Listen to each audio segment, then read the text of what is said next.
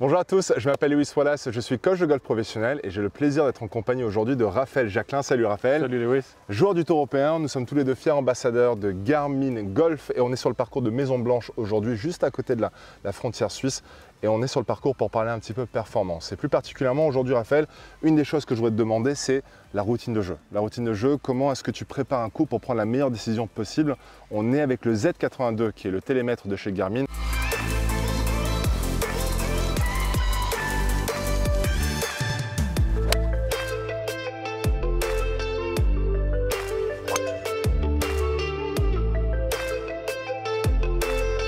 Alors déjà, la première des choses, nous, quand on est sur le tour, on a un cadet qui fait tout ça. Bon, vous n'avez pas la chance d'avoir un cadet, enfin en tout cas pas pour tous. Donc la première des choses, c'est que je prends la distance. Alors comme vous avez le droit au laser, je dirais qu'il faut s'en servir. En plus, j'ai le dénivelé. Donc on est sur le trou numéro 10, ici à Maison Blanche. On a un bunker qui est juste devant le drapeau. Voilà, il y a 151 distances réelles qui montent de 3%, qui fait 155 mètres exactement la distance réelle à jouer. Oui. Ensuite, je prends température. Là, on atteint entre 15 et 20 degrés, donc ça devrait voler correctement. Il faut savoir quand même qu'en dessous de 10 degrés, même en dessous, proche de 12 degrés, ça vole un peu moins. Ça à prendre en considération. En tout cas, nous, on y pense. Donc, ça va jouer 155 mètres le drapeau. Comme tu viens de le dire, il est coincé côté gauche. Je pense qu'il y a 3-4 mètres à gauche, avec un rough pas terrible sur la gauche. Un bunker qui est assez court, donc normalement, j'ai de la place. Il ne devrait pas trop me gêner. Par contre, le drapeau est au fond du green. Donc si je veux rater, en tout cas par rapport au club que je vais choisir le club en dessous. D'accord. Okay. Pas prendre le risque de passer derrière le green et d'aller trop loin, et d'avoir un chip difficile en descente, puisque je sais que c'est en descente, je connais bien le parcours. Donc 155 mètres, ça correspond à plein coup de fer 7 pour moi, enfin un coup de fer 7 classique. Par contre, avec la chaleur, le vent est légèrement portant. Si je veux m'assurer de rester court du drapeau, je vais plutôt aller sur un plein coup de fer 8 ou un 3 coups de fer 7 à 150 mètres. Donc là, grip peut-être un peu court sur le fer 7. Je grippe sur le fer 7 et j'ai un coup de 150 mètres. Voilà, en fonction du coup que j'ai à jouer, mais j'ai plein de coups dans mon 5 qui permet justement de choisir ma zone en fonction des difficultés. Voilà la routine, je dirais, d'un coup, de préparation d'un coup quand je suis en tournoi. Alors comme ça peut paraître long quand on explique tous les facteurs, mais en fait, réellement, quand on prend l'habitude, ça va du tac au tac et en fait, ça devient presque instinctif au bout d'un moment. On prend quelques informations. Raphaël, comme il le disait, voilà, tous les joueurs du tour ont la chance d'avoir un caddie à leur disposition qui vraiment leur donne les bonnes données. Le meilleur ami, quand on n'a pas le caddie, quand on n'a pas la chance d'avoir un caddie, c'est justement ces objets connectés qui nous permettent vraiment d'avoir les bonnes informations. Et plus vous avez les meilleures informations, plus vous pouvez prendre une meilleure décision, ce qui en retour ça se transforme en départ et des birdies. En tout cas, c'est tout ce qu'on C'est juste, et je vais rajouter une chose qu'on retrouve sur le Z82, c'est que vous avez le dessin du trou à l'intérieur je dirais de l'image, ce qui est quand même... c'est comme un carnet de parcours. C'est ça. C'est un mini carnet, enfin pas un mini carnet de parcours, c'est un vrai carnet de parcours. Vous avez le dénivelé, vous avez le dessin du trou. Donc ça permet de savoir un petit peu où se trouvent les dangers sur le trou. Et voilà, c'est primordial chez nous. Tu regardes les dangers aussi ou pas? Parce que là, en l'occurrence, quand tu regardes par exemple un trou comme celui-ci, on a fait une vidéo précédente avec le Garmin Air10 qui se trouve juste là, où on parlait un peu de la totale déviation, donc à gauche, à droite, on prenait un petit peu ta moyenne.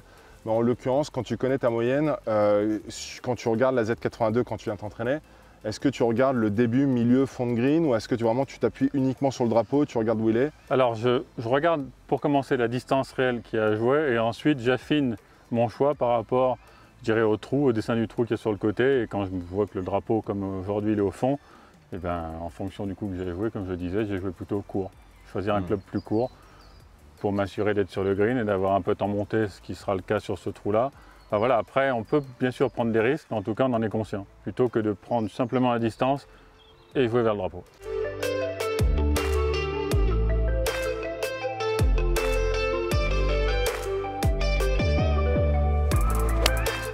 Et si toi qui as l'occasion de jouer beaucoup de pro-am avec des joueurs amateurs, donc vous savez que sur le circuit européen, donc la compétition démarre le jeudi jusqu'au dimanche, mais le mardi et le mercredi, en général, des joueurs comme Raphaël ont l'occasion de jouer avec 3 amateurs. Oui, donc c'est très souvent le cas.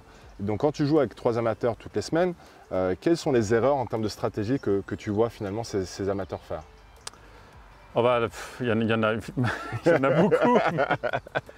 Mais déjà, même s'ils connaissent le parcours, en fait, ils jouent machinalement le coup qu'il a joué par rapport, ils prennent le driver, ils avancent et le coup ils prennent par rapport, je dirais, à l'entrée du green et ils tapent leur coup de fer par rapport à l'entrée du green. Je crois que c'est important à tout niveau, et notamment avec les outils technologiques qu'on peut avoir maintenant, de connaître un peu plus son jeu et d'être conscient de son niveau, notamment on parlait de dispersion, on parlait de distance, avoir vraiment une idée de comment vous jouez en fait, tout simplement, plutôt que d'avancer et de taper coup par coup. Si on a une idée de ses distances et de sa dispersion, au niveau stratégie sur un parcours, il y aura moyen de se faire un peu plus plaisir, soit pour attaquer, soit pour être un peu plus défensif, mais c'est un jeu stratégique le golf, c'est placer la balle au bon endroit pour avancer et faire le moins de coups possible, donc c'est pas obligatoirement toujours à l'attaque et simplement jouer des distances. Ouais, complètement. Enfin, quand on parle de stratégie de jeu, je pense que c'est l'élément le plus sous-estimé et le moins travaillé quand on parle de jeu. Or, je pense que si on connaissait notre jeu comme tu viens de l'indiquer, on pourrait gagner facilement 5 coups. Ah oui. Il y a quelques jours, par exemple, je mettais tous mes balles à gauche. Bon, sur le parcours, je n'ai pas essayé de me corriger mécaniquement. Je me suis orienté un peu plus à droite. J'ai joué avec le coup que je savais faire ce jour-là. Et j'ai essayé de mettre ma balle en jeu en me disant le but du jeu, c'est mettre la balle dans le trou en moins de coups possible. Comment on fait?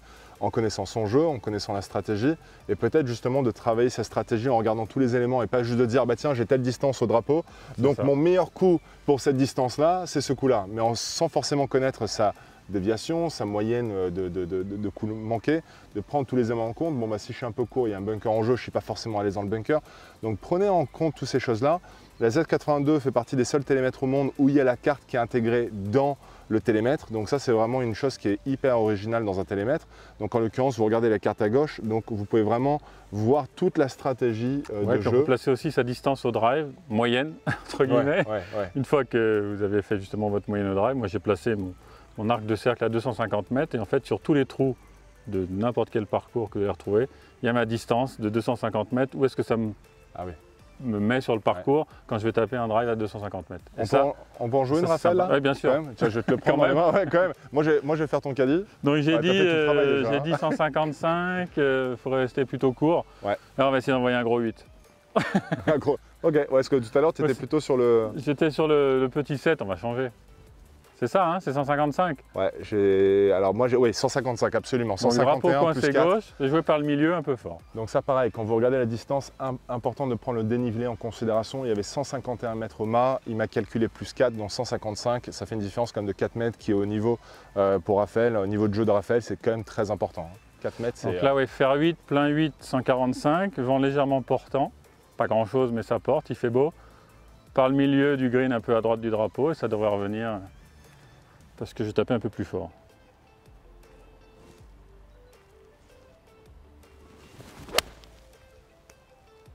Voilà, un peu trop. Ouais, légèrement à gauche.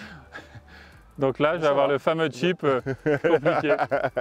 Raphaël, merci beaucoup pour ton temps, merci pour tes conseils. Merci à vous. Regardez la série Jouer avec Garmin. On a fait des vidéos avec le nouveau Garmin R10, là avec la Z82, on parle mise en jeu, attaque de green, chipping, et c'est vraiment pas tous les jours qu'on a l'occasion de discuter et échanger avec un joueur du niveau de Raphaël Jacquelin. Donc merci encore Raphaël pour ton temps. Plaisir. Et retrouvez les autres vidéos en ligne.